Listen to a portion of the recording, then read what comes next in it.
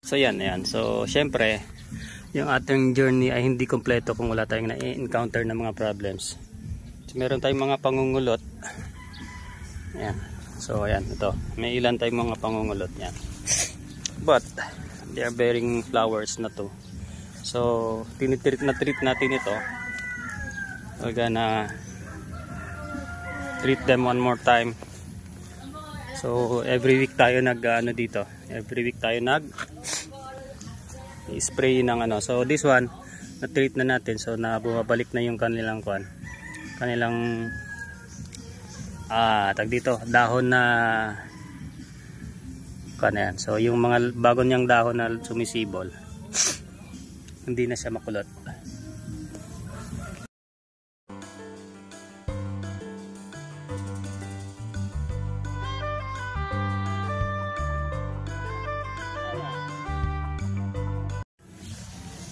What is up mga kamanok, puganang adlaw sa inyong lahat. So this is Pong once again and welcome to our daily vlog. So for today's vlog guys, nga-update tayo ng ating Carolina Reapers. Alright, so more than a month ago nag-transplant tayo ng ating Carolinas. So we're gonna check for some updates. We're gonna check sa mga bunga, kung may bunga na yung ating mga Reapers. Alright, so yan, after more than a month, yan, fruiting na. So this is one of the trees here. So marami na siyang bunga. Silver bells, Reaper bells, ayan. So yan. So these trees here, these trees, ito yung mga hindi natin na pruning. So I have a few here na hindi na pruning. 1, 2, 3, 4 more, 5, more or less 5 or 6 na puno. So ito sila, may mga bunga na, but we're having a little problem here. So mayroon na yan, may nasisira yung dulo. So para siyang nalalanta, but nakabili na kami ng gamot yan, so we're gonna spray it later on.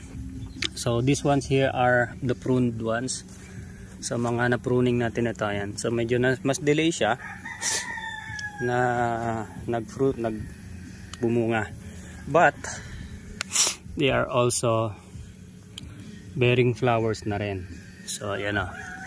So ito yung mga na-pruning natin. So ang kagandahan lang dito, hindi siya masyadong matangkad, then mas marami siyang sanga. So look at that. Ano, ang dami niyang bulaklak o. Yan. So same din dito. So yan, medyo late lang yung kanilang pagbunga compared dito sa mga hindi naka-pruning yan. So yan, mga hindi naka-pruning yan. So yan, ayan. So syempre, yung ating journey ay hindi kompleto kung wala tayong na-encounter na mga problems. So meron tayong mga pangungulot. Ayan. So ayan, ito. May ilan tayong mga pangungulot yan. But they are bearing flowers na to. So tinitreat natin ito. We're gonna treat them one more time. So every week tayo dito. Every week tayo spray ng ano. So this one na-treat na natin. So na bumabalik na yung kanilang tag dito, dahon na yan. So yung mga bago niyang dahon na sumisibol, hindi na siya makulot. Side na to naka-pruning. Ayan. So itong mga to naka-pruning to. Mababa lang pero napakarami ng sanga. So we'll see kung alin yung mas marami magbunga. Yan, so we'll go one more time dito naman sa aming. So this one here sa likod ay ang ating red variety. Then we will go on the other side here. Okay, so yan. Ito naman yung ating yellow variety. So may ilan din tayong puno rito na hindi naka-pruning. Yan, ito. Tsaka yun yata, at tsaka to. Parang may 4 or 5 lang tayo din puno na hindi naka-pruning. And then we have here, this one is pruned. Ayan yung itong naka-focus natin. So nag-i-start na rin itong, as you can see, we're trying to test kung alin yung mas maraming yield or bunga. And yun nga, pansin namin mas mabilis magbunga yung hindi naka-pruning. But kung hindi naman kayo nagmamadali, ayan, eto siya. So ito yung mga naka-pruning natin.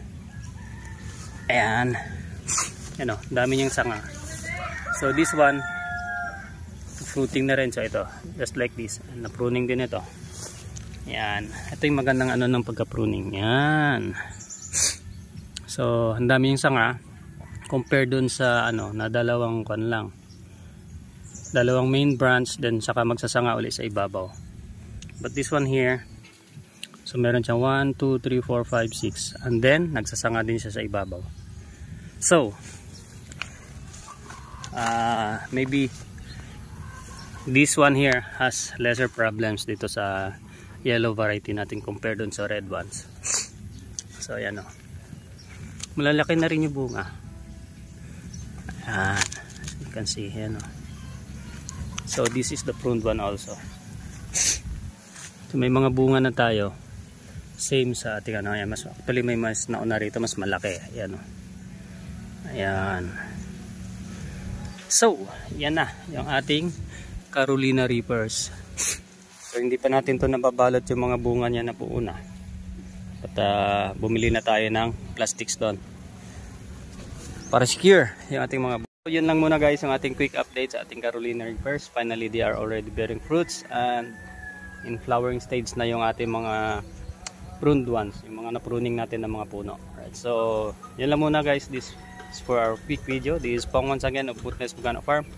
So yun lang muna guys yung ating quick update sa ating Carolina Reapers. Finally they are already bearing fruits and in flowering stage na yung ating mga pruned ones, yung mga na-pruning natin ng mga puno. Alright, so yun lang muna guys, this is for our quick video. This is Pong once again of Goodness Bugano Farm.